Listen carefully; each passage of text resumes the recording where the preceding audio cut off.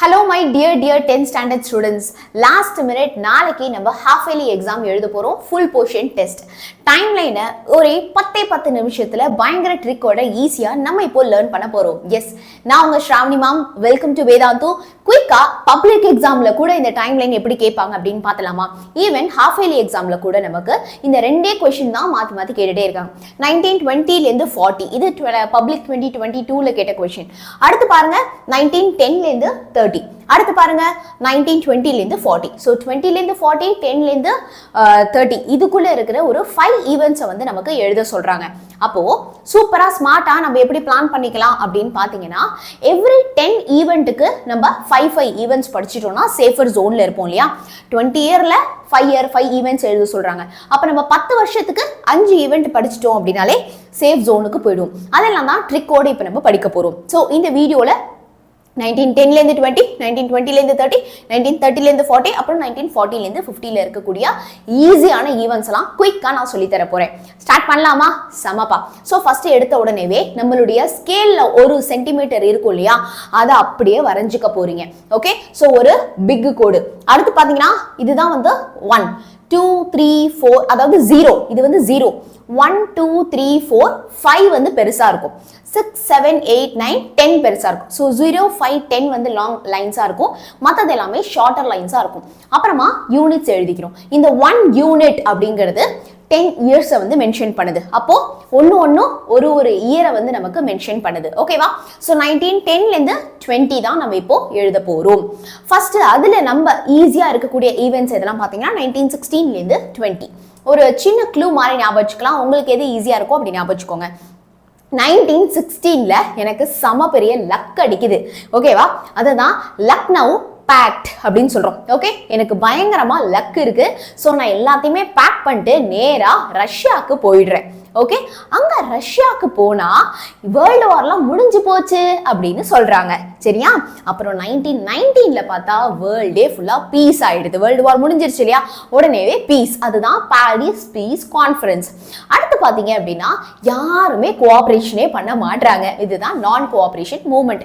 பெருசா லாஜிக் இருக்காது, பட் ஞாபகம் இருக்கு இல்லையா? 1916ல இருந்து 20 வரைக்கும் பயங்கர லக்கா இருக்கு. சோ ரஷ்யாவுக்கு பேக் பண்ணிட்டு போற ரஷ்யன் ரெவல்யூஷன். 1918ல வேர்ல்டு வார் 1 வந்து முடிஞ்சிருது. 1919ல பாரிஸ் பீஸ் கான்ஃபரன்ஸ். 1920ல நான் கோஆபரேஷன் மூவ்மெண்ட். ஓகேவா? சோ இந்த 5 ஈவென்ட் சூப்பரா ஈஸியா படிச்சிட்டீங்களா? அடுத்து பாத்தீங்க அப்படின்னா 1920 ல இருந்து 30 வரைக்கும் இருக்கக்கூடிய ஈவென்ட்ஸ் நம்ம குயிக்கா ரீகால் பண்ணலாம். அதுக்கும் இதே மாதிரி ஒரு ஸ்கேல் வரைஞ்சுக்கோங்க. அண்ட் மறக்காம இந்த 1 யூனிட் ஈக்குவல் டு 10 இயர்ஸ் அப்படிங்கறத எழுதிருங்க. क्वेश्चन நம்பரும் நீங்க கண்டிப்பா வந்து எக்ஸாம்ல போட்டுருங்க. 1920ல முடிச்சோம் இல்லையா நான் கோஆபரேஷன் மூவ்மெண்ட்ல, அப்ப அங்கேயே நம்ம ஸ்டார்ட் பண்ணலாம். Okay, so 1920ல non cooperation movement ஒரு வருஷம் விட்டுட்டு 1922ல ஓகே 1922ல சௌரி சௌரா இன்சிடென்ட். இப்போ சுத்தமா நான் கோஆபரேட்டே பண்ணல, அதுதான் நான் கோஆபரேஷன் மூவ்மெண்ட். அதனால சௌரி சௌரா அப்படின்னு ஒரு ஜெயில கொண்டு போய் போட்டுடுறாங்க. அப்படி சும்மா ஞாபகம் வச்சுக்கலாம். சரியா? சௌரி சௌரால கொண்டு போய் போட்டுடுறாங்க. அடுத்து பாருங்க அதே மாதிரி நேரா 28க்கு வந்துருங்க. இதுக்கப்புறமா லாஸ்ட் இந்த 3 வருஷம் தான் நம்ம படிக்க போறோம். ஓகே, 1920க்கு அப்புறம் ஒரு வருஷம் விட்டு 1922, அதுக்கப்புறம் நேரா 28 29 30 இதான் நம்ம எழுத போறோம். அங்க போய் அந்த ஜெயில பாத்தீங்க அப்படின்னா என்னெல்லாம் தப்பு பண்ணாங்க அப்படின்னு ஃபுல்லாவே ரிப்போர்ட் தராங்க. அதுதான் Motilal Nehru report. Okay, so Motilal Nehru report வந்து 1928ல வந்து எழுதிக்கோங்க. அடுத்த வருஷம் செம்ம டிப்ரெஸ் ஆயிடுறேன். சோ 1929ல த கிரேட் டிப்ரெஷன். ஓகேவா? சோ கிரேட் டிப்ரெஷனுக்கு உடனேவே பாத்தீங்கன்னா ஒரு பெரிய ரவுண்ட் டேபிள் கான்ஃபரன்ஸ் வந்து நடக்குதுப்பா. ஓகே, அதுதான் ஃபர்ஸ்ட் ரவுண்ட் டேபிள் கான்ஃபரன்ஸ். அது 1930ல. ஓகே, 1920ல நான் கோஆபரேஷன் மூவ்மெண்ட் ஒரு வருஷம் விட்டு 1922ல சௌரி சௌரா இன்சிடென்ட். உடனே லாஸ்ட் 3 வருஷத்துக்கு வந்துருங்க. 28ல மோதிலால் நேரு ரிப்போர்ட், 29ல த கிரேட் டிப்ரெஷன், அடுத்து 1930ல பாத்தீங்கன்னா the first round table conference. கிளியரா? சூப்பர்ப்பா. 10 ஈவென்ட் செமையா முடிச்சிட்டோம். இப்போ நம்ம 1930ல இருந்து 40ல போய் படிக்கலாமா? நம்ம இப்போ அதே மாதிரி நம்ம ஸ்கேல் போட்டுப்போம். ஒரு யூனிட் ஈக்குவல் டு 10 இயர்ஸ் அப்படிங்கறத நம்ம கண்டிப்பா வந்து மென்ஷன் பண்ணிப்போம். ஓகேவா? சோ 1930ல நம்ம என்ன ஈவென்ட் பார்த்தோம்?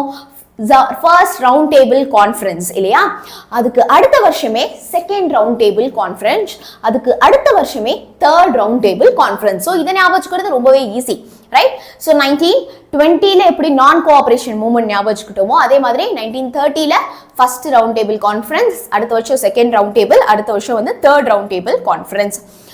நேரா லாஸ்ட் 2 வருஷத்துக்கு வந்துடலாமா? எப்படி போன 10 வருஷத்துல லாஸ்ட் 3 வருஷம் எழுதினோம், அந்த மாதிரி இங்க வாங்க லாஸ்ட் 2 வருஷத்துக்கு வந்துட்டோம். 1939ல outbreak of world war 1, world war 2 sorry world war 2 வந்து ஸ்டார்ட் ஆகுது. ஓகேவா? வேர்ல்டு வார் 2 வந்து ஸ்டார்ட் ஆகுது. அடுத்த வருஷம் 1940 பாத்தீங்க அப்படின்னா ஆகஸ்ட் ஆஃபர். ஓகே, ஆகஸ்ட் மந்த்ல ஒரு ஆஃபர் போடுறாங்க. ஓகேவா? நல்லா ஞாபகம் வச்சுக்கோங்க. 1930, 31, 32 ரொம்ப easy. First round table, second round table, third round table. 39 மறந்துடாதீங்க, செகண்ட் வேர்ல்டு வார் ஸ்டார்ட் ஆகுது. அதான் outbreak of world war 2. முடிஞ்ச உடனேவே 1940ல ஆகஸ்ட் ஆஃபர். இப்போ 1940 ஞாபகம் வச்சுக்கோங்க. நம்ம இப்போ அடுத்த ட்ரிக் போலாமா? நெக்ஸ்ட் ட்ரிக் பாத்தீங்கன்னா 1940ல இருந்து 50 வரைக்கும் இருக்கிற ஈவென்ட்ஸ் நம்ம படிக்கலாம். அதுக்கும் இதே மாதிரி நம்ம ஸ்கேல்ல இருக்கக்கூடிய அந்த 10 ஈவென்ட்ஸை வந்து நம்ம எழுதிக்கலாம். which is 1 யூனிட் அப்படிங்கிறது வந்து 10 வருஷம். 1940ல இருந்து 50 வரைக்கும் ஒரு 5 ஈவெண்ட்டை நம்ம இப்போ படிக்க போறோம். இப்போ 1940 நம்ம ஆல்ரெடி படிச்சோம், which is the August offer. Okay, so இப்போ ஆகஸ்ட் மாசத்துல ஒரு ஆஃபர் போடுறாங்க. உடனேவே என்ன பண்ணிடுறாங்க, அதான் உடனே அப்படிங்கறதா 1941. அடுத்த வருஷமே அந்த ஆஃபர் என்னன்னா முத்தெல்லாம் ஃப்ரீ ஹார்பர்ல விற்கிறாங்க. ஓகே, முத்தெல்லாம் ரொம்ப ரொம்ப சீப்பா ஹார்பர்ல வந்து விற்கிறாங்க. அதுதான் pearl harbour incident. Okay, pearl harbour incident. உடனே முத்தெல்லாம் விற்கிறாங்கன்னு சொல்லிட்டு எல்லாருமே இந்தியா விட்டு உடனே குவிட் பண்ணி அதை வாங்க போயிடுறாங்க. அதுதான் குவிட் இந்தியா மூவ்மெண்ட் அப்படின்னு ஞாபகம் வச்சுக்கோங்க. 1942ல குவிட் இந்தியா மூவ்மெண்ட் அப்படின்னு ஞாபகம் வச்சுக்கோங்க.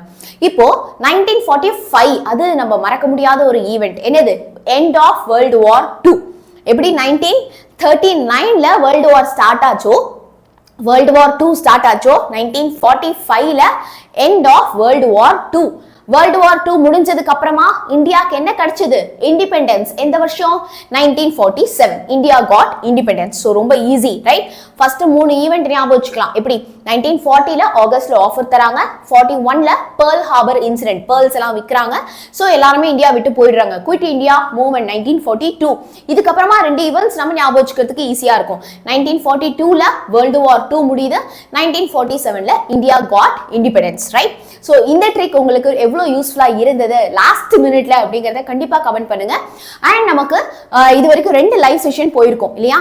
முந்தானேத்து பாத்தீங்கன்னா ஹிஸ்டரி அண்ட் சிவிக்ஸ்ல இருக்கக்கூடிய 2 மார்க் क्वेश्चन போயிருக்கும். அதுக்கப்புறமா ஜியோகிராஃபி அண்ட் எக்கனாமிக்ஸ்ல இருக்கக்கூடிய 2 மார்க் क्वेश्चन போயிருக்கும். இன்னைக்கு பாத்தீங்க அப்படின்னா நம்ம மெகா மாரத்தான் 10 மணிக்கு வந்து ஸ்டார்ட் ஆக போகுது. அந்த மாரத்தான்ல வந்து 8 marks, 5 marks, map and time line எல்லாத்தையுமே நம்ம ரீகால் பண்ண போறோம். ஸோ கண்டிப்பா அந்த மாரத்தான்ல நான் உங்களை மீட் பண்றேன். இதுக்கு முன்னாடி நான் ஒரு வீடியோ போட்டிருப்பேன். அந்த வீடியோல பாத்தீங்க அப்படின்னா last minute important short answers and long answers எல்லாத்தையுமே கொடுத்துருப்போம். மறக்காம அதையும் எல்லாருமே பாத்துருங்க. அதுல இருக்கக்கூடிய क्वेश्चंस ஃபர்ஸ்ட் பிரியாரிட்டியா படிச்சிருங்க. கண்டிப்பா அது எக்ஸாம்ல வரும். All the best.